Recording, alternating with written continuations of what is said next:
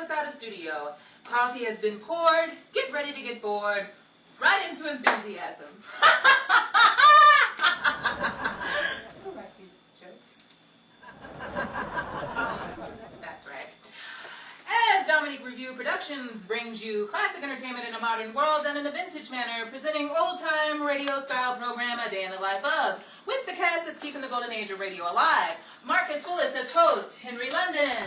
Dominique Breckenridge herself as Charlotte Betty Gray, along with the dynamic duo, Cedric Johnson and Jasmine Lofton as radio husband and wife team, Dennis and Rachael Hagan. And introducing Dennis's equally crooked, character of a cousin, Chris Terry as DV Dexter Hagan. And now, ladies and gentlemen, I want to share with you just what kind of a day we had here at the A Day in the Life of family. It was just a normal day that started out like any other, with a murder.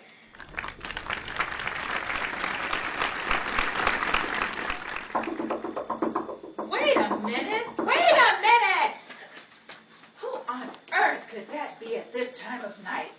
Rochester, if that's you again, I told you to tell Mr. Benny that was a one-time service.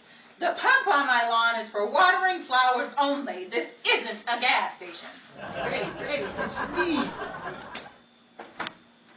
Henry, have you any idea what time it is? Well, when I ran past the house on the corner of my street, I could hear Bulldog Drummond, and when I sprinted past the coffee shop down the block, I heard calling all cars.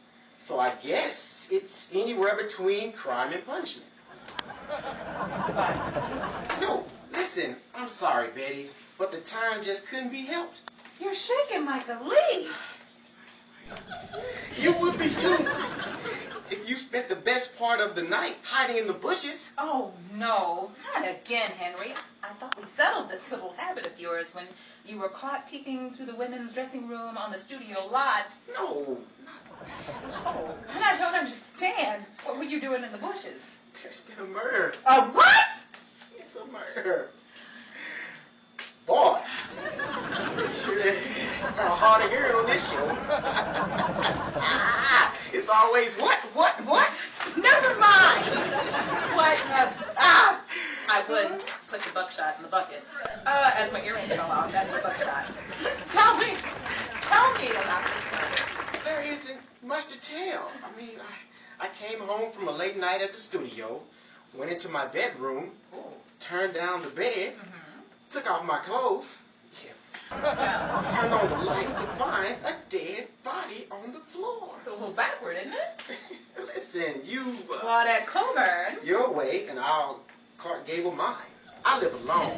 There are no walls of Jericho. Checkmate. This is absolutely fantastic. Did you call the police? No, I came straight over here. You did what? There he goes again. I said I came straight over here. What did you want to go and do that for? You find a dead body in your house and you come straight to me? Listen, sheer luck, London. I don't know what kind of radio programs you listen to, but obviously you missed last night's episode of My Friend Irma. You and Irma would have made a good pair. Good? Yes, good and stupid. Well, if I wanted to get to hear insults, I would have listened to Dennis' party line. I've got a cousin that works the switchboard downtown. And boy, let me tell you, there's a dame down in apartment 7 that gives some phone call. Lucky Linda. Please, Henry, I am waiting. But if by chance you can put in a word for me to your cousin, there's a rather attractive gentleman in the apartment down by. Betty, please, Betty. I'm a dog, all right?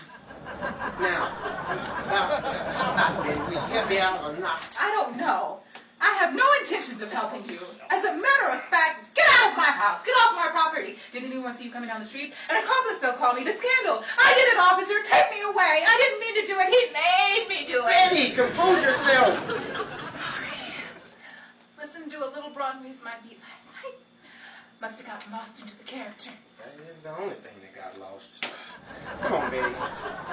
You just got to help me out. Between the two of us, we can crack this case together. Just like Nick and Norma Charles. Nora Charles and Nick. Norma Charles, yes. Henry, we're not married. Neither were William Powell and Myrna Lowe. Myrna Lloyd? Yeah. All of them. Yeah. Well, yeah, there's some truth in that. I don't know, Henry. Why me? This seems more like a dinner sort of a thing. Why not you just call him and ask him? Because last I checked, he was out hunting for pecan trees on celebrity lawns to sell at auctions. And I didn't feel like hiking all through Hollywood just to find one nut. Henry, I don't care what nut did what. I'm not going to be a part of your gunsmoke. So why don't you get back on the saddle again and hop along Cassidy, will you, Cisco kid? Chalk up the pool cue. She hit 'em all. Don't stop me now, Kimosabe. I've got Tonto in my corner pocket. I don't. What script you have? I thought this was the case of Too Many Sleuths episode. But this morning turned out to be... but this has turned out to be a heck of a Western. Are we on the same page? All right. Well, don't ask me. I didn't read it. I just write it. More coffee? Anyone? Coffee? Cream? Sugar? Betty? Butter with your toast, Henry? No. Trousers with your briefs? I knew I got something on my way running past the door, through the hall, out the window, into the bushes. But never mind that. Betty. Has anyone ever told you that your beauty surpasses any profile ever held on the street? I know. That your voice is of elegance, like whispering bells blowing through the trees. Really, Henry? The kindness of your heart, the warmth inside your spirit can melt away all ice upon the mountains In the past. in the highest altitudes. Really, Henry? Henry? Huh? Speaking of geography, I dated a matador south of the border once who spoke the same truths as you. And I didn't fall for his bull either. Good night.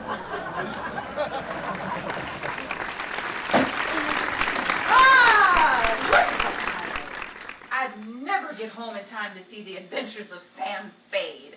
Listen, Betty, don't complain. I'm missing the adventures of Ozzie and Harry, too. Say what? You what? Huh? Oh, brother, I can't believe you talked me into this. Oh, a train, I don't even know where we're going. Just a couple of criminals. I only wanted to play in 21st Precinct. I didn't want to be in it. Look, this note says, meet me on the night train by the bar. Your life depends on it. Signed, X. That man over there has just gotta be who sent this to me. He's the last one on the left. You sure put me in a pickle this time, Henry. Well, next time I'll put you in the barrel. Just go over there to that gentleman standing at the bar with Uncle Charlie. Did you say Uncle Charlie? Let me out of here! Let me out of here! Uncle Charlie is the name of the bartender. Oh. Do you think I would literally put you in, if I just put you in place, in Orange Place, What kind of coffee are you drinking? You, Henry? I don't know. Just go over there and introduce yourself. I can't just go over there. He might recognize me. Come on, Betty.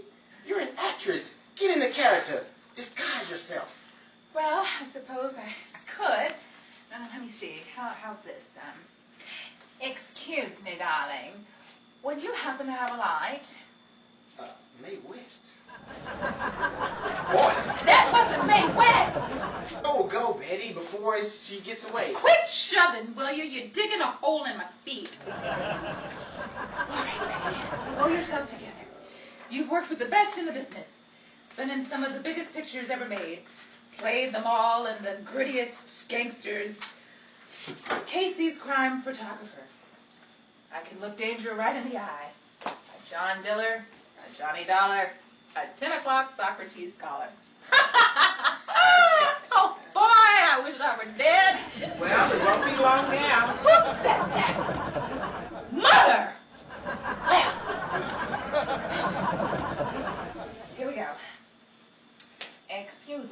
Dexter? Can I have a light, or will you pass me a chair? Let me guess. Greta Garbo. Oh, I give up.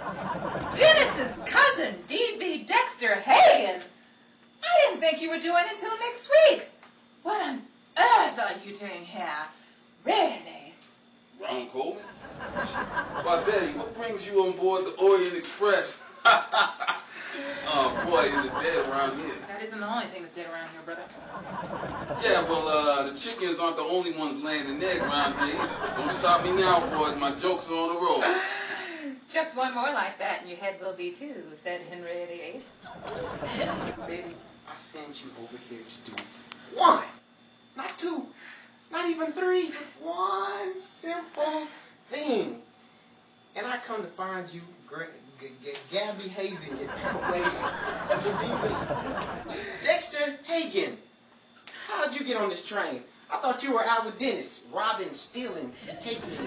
I thought y'all were picking cons off trees. Hey, I was, but we had to stop short.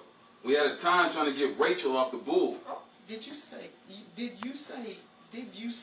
you meant wagon? No, bull. See, we were creeping through the trenches in the black of the night, about to emerge on a tree on Robert Taylor's estate. And then clear out of the blue, a bull burst out of the barn and jumped toward Rachael. Oh my goodness, is Rachael okay? Okay, are you kidding? Before the bull could jump on Rachael, Rachael leaped on it, yelled, "Toro, Toro, the sun also rises." And they've been best buddies ever since. I had to hop on the train just to catch up with them. Well, where is she now? Dennis is bedding her down for the night. Censorship! Censorship! We can't afford to lose our license. We can't afford to get one. Oh. Well, I was talking about the bull. Oh. Rachel's in the boxcar in the back by way of Pampeluna. You two never mentioned why you were here. Listen, strictly between you and I, DV, there's been a murder. I found a dead body in my apartment last night. You found a dead body in your apartment? Watch those pipes, DV. This ain't y'all air out. I say between you. Sorry, Henry. It looks like there's some confusion here. I didn't see Dennis, and I didn't mean to say that in front of him. Betty, even though I didn't say that. Me? Thanks to you, all of Buffalo now knows now, too. Dennis, I would appreciate it if you keep what you just overheard private. All I know is that on my way out the window, this note was on my dresser. Well, if you jumped out of the window, how did you get the note? Must have flew off the window. It must have flew out of there, just out the window when I leaped over the dresser. Let me take a look at the note, will you, Henry? About the penmanship, it seems as if a dame wrote this. What a name. And by the swift of it, it smells as if a dog left it for you to find. Hello, Bulldog Dennis Drummond. I'm actually shocked that old Sheer Luck London didn't figure that one out, with his reputation with the dames and the dolls and all. Well, you being a woman, I was surprised. Your nose didn't recognize the perfume. Please, who do you think I am? My nose doesn't smell anything past Chanel No. 5. Where'd you leave Rachael, Dennis? Karina! Here comes Esther Williams. Hey, Henry. Hello, Betty. What brings you on the Orient Express? Pathetic, ain't it? Just Amos and Andy. No, I read and Eileen. Yeah, that's it. Dennis, Henry found a dead body in his apartment last night.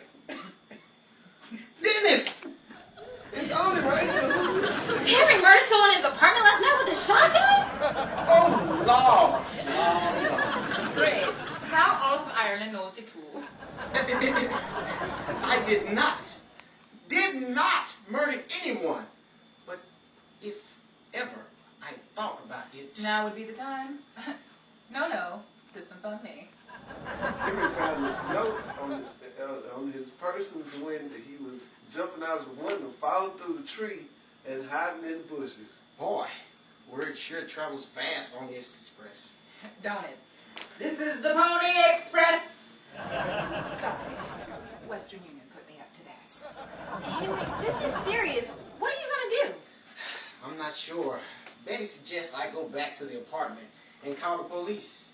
At this rate, that's the only option. The only option. It seems like that's the only option. It is. You could always call Richard Diamond. Hey, everybody keep calm, all right? Between our 5 masterminds, I think this may be a case we can solve ourselves. Let's head back to the apartment, Henry, and see what clues we can find. Why not? What else do I have to lose? Boy, don't ask me. The worst thing that can happen is that I'll get life in prison and punishment, imprisonment, or the death penalty with no bail.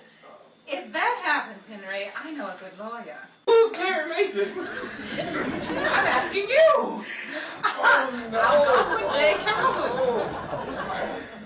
Oh. Mooney has an open bunk beside him. It looks like he won't be the only fugitive from a train chain gang. Boy, okay.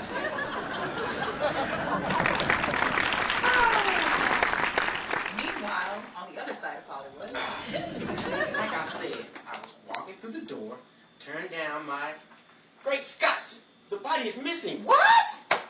Betty, you really need to get that looked into. Henry, are you sure there was a body here?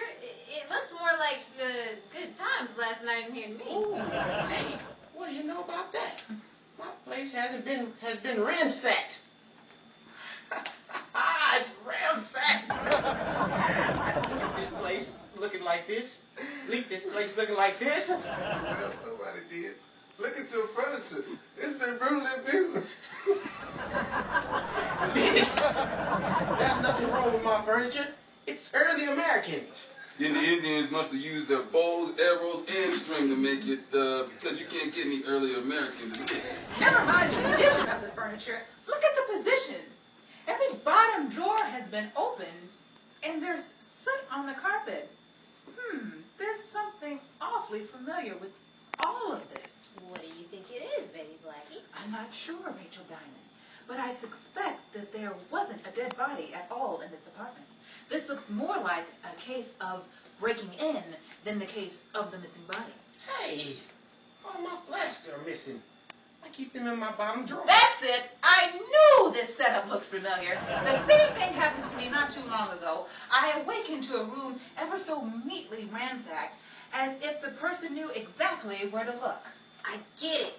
All your bottom drawers were open because the culprit knew that the owner wouldn't keep their valuables in the top drawer because if someone broke in, that would be the first place they looked. So they would try the bottom drawer first, not knowing that they would know you'd hide them in the top drawer all along because you'd never guess they'd look there in the first place. Thanks for the theory, detective. No need. That's why they call me Rachel Diamond. Well, I'm glad you understood that because it went way over my head. And so would a hat, Dennis. You'd never know the difference. Hey, Betty, I remember that. That was the time that Trent broke into your house and stole all your valuables.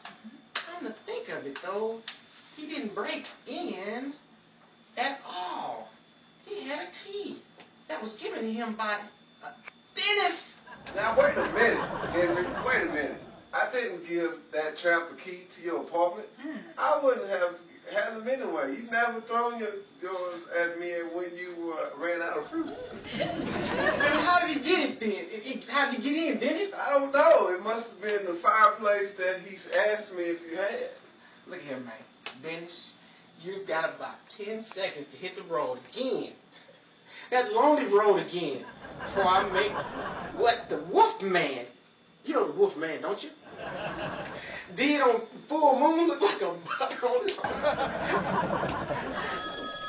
Don't worry, Henry. I'll get it. Hello? Yes, he's here. What was that? No, I've been told I'm hard of hearing. But let me set the record straight. If you said what I thought you said, honey, where I put it, the grass wouldn't grow. Betty, you better give that to me before you let her have it. Hello. Listen, Linda. Hello. Why, I didn't... What? Note? Oh, but I thought... You? I didn't mean to... Now listen, now look, Linda. Look here. I'm not going to stand for you talking to me as if you wanted me to go to, hello? Hello? Linda? On the road again. I'm on the lonely road again. Dennis! Don't be too hard on him, Henry. I plan on having a date with my purse and his head as soon as we get home. I wouldn't answer that if I were you, Henry. Remember what happened to me today. It all started out like that. Uh-oh. Well, guys and all, that's where I came in. So if you'll excuse me, this is where I get off. Why don't you stick around, Betty? This knock sounds more like a double homicide. And Miss Boston Blackie? Police!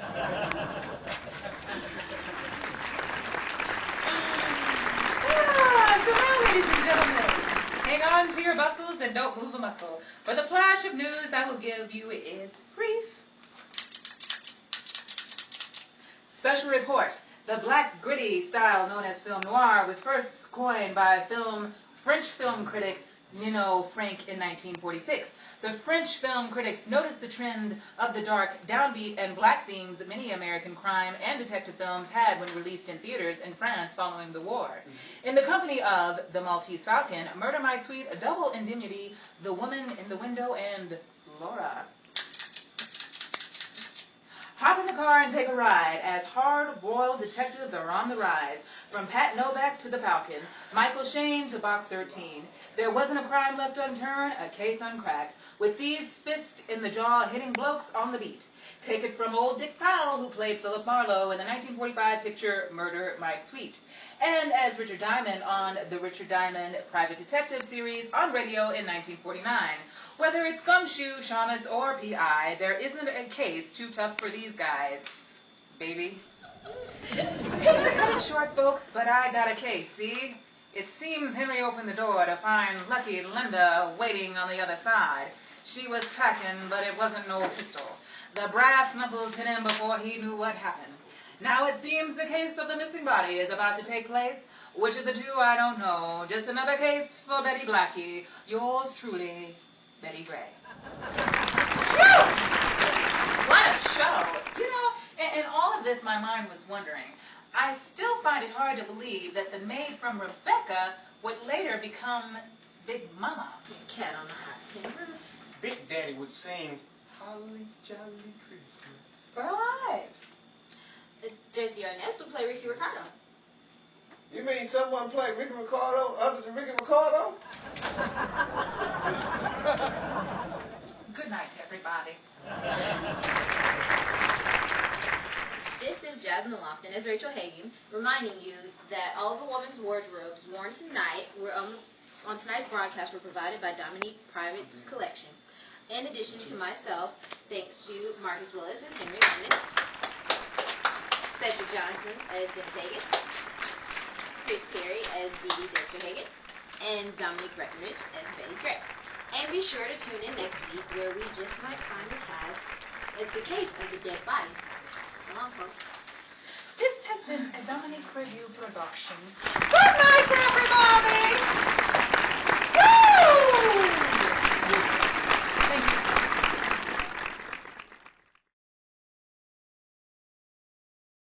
Pretty funny. Because we have to bounce off a lot of quite a bit. Okay. It's already gone.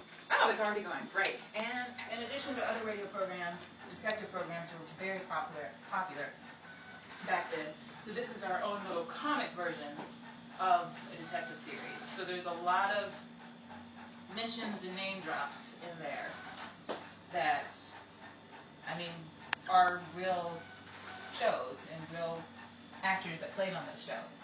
So when you mentioned the Auntie Harriet part, When I ran past the house on the corner of my street, I could hear Bulldog Drummond, and when I sprinted past the coffee shop down the block, I could hear it calling all cars. So I guess it's anywhere between crime and punishment. goodbye, Henry. No, listen. I'm sorry, Betty, but the time just couldn't be helped. You're shaking like a leaf. Paul Mooney. Boy, if you didn't skip that. Who's Claire Mason? I'm asking you. Oh no! I forgot to tell you that. Sister women don't like being recorded. I'm gonna turn this off until that finishes. Give us some air. I would open the window, but I'm scared someone else will hold their lunch. Oh, your accent. Okay. We'll go over this line. It's not the right one. Oh. Okay, I'm gonna ask you. That's the second one. Yes, sir. Question Yes. about this segment. Okay. Is that